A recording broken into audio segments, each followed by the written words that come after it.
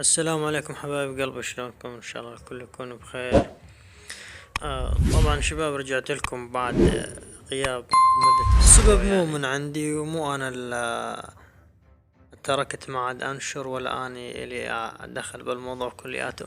السبب كله من شركة يوتيوب.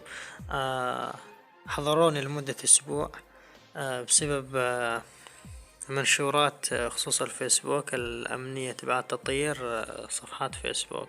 طبعا لهذا السبب أعطوني تحذير وحضروني لمدة أسبوع. ممنوع لا أنشر شي، لا أعلق، لا أسوي أي شي، حتى بث ممنوع أشتغل. يعني بالقناة جمدت، ما عاد أقدر أسوي بها أي شي نهائيا. طبعا حتى شالهم الحظر لمدة أسبوع. بعدها اليوم قدرت أنزل لكم المقطع، وإن شاء الله راح أستمر وأنزل لكم مقاطع أكثر وأكثر، كل يوم أو كل يومين مقطع راح أنزل لكم حسب الظروف. يعني طبعا مثل ما تعودنا عن شروحات تطبيقات الأرقام، واليوم راح نشرح عن هذا التطبيق، وراح نجرب ناخذ منه رقم أذربيجاني ونشوف إذا يشتغل معانا أو ينطينا رقم أو لا. أول شي راح نشغل فيه بين كالبداية، كل مثل أي تطبيق يعني.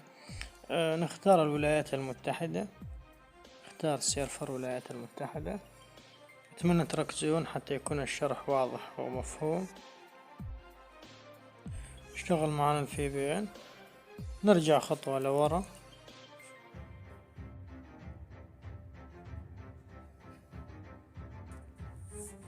نرجع التطبيق نفتحه. طبعا الطلب معك الأذونات، يعطي الأذونات كاملة. راح نكبس على هذا الجوة تحت من شان ننشأ حساب جديد. ما راح نكبس على هذا الشي، نكبس على هذا الجوة تحت من شان ننشأ حساب جديد.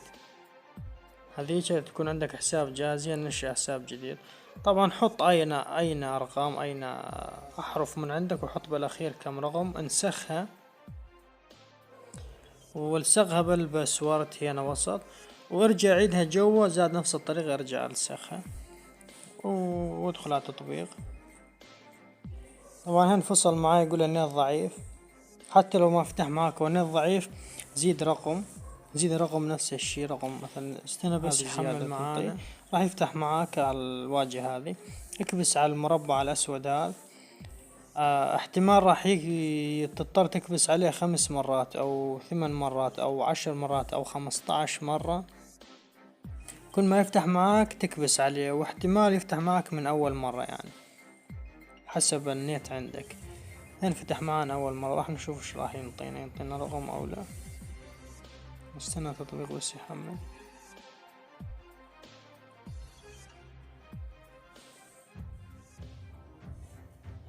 طبعا مثل ما شفتوا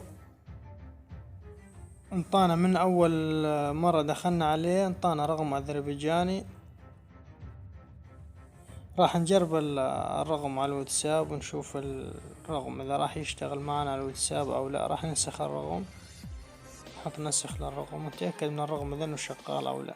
طبعا بإمكانك تتأكد من الرقم شغال على الواتساب وعلى التليجرام وعلى أي برنامج بدك تفعل عليه، يعني تأكد منه. إذا ما طلع معك الرقم من أول مرة، حاول للمرة الثانية، حاول للمرة الثالثة. طبعا أنا من أول مرة اشتغل معي الرقم، أول مرة حملت التطبيق واشتغلت عليه. ما أقولكم إنه قبل نزلت واشتغلت عليه وعدلت وطلع معي الرقم وجيت. هاي أول مرة أفتح التطبيق انطاني رقم مباشر أذربيجاني للواتساب.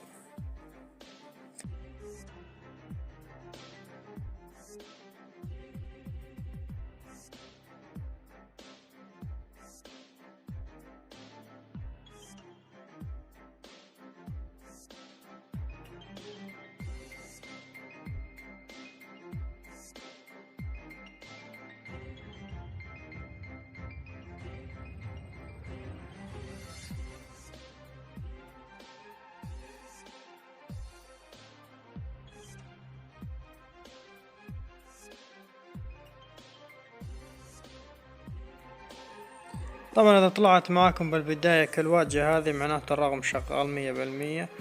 إذا طلعت شيء ثاني معناته مو شغال الرقم، حاول برقم ثاني. طبعا هنا راح نشوف كم منطينا دقيقة أو دقيقتين، الرقم شغال.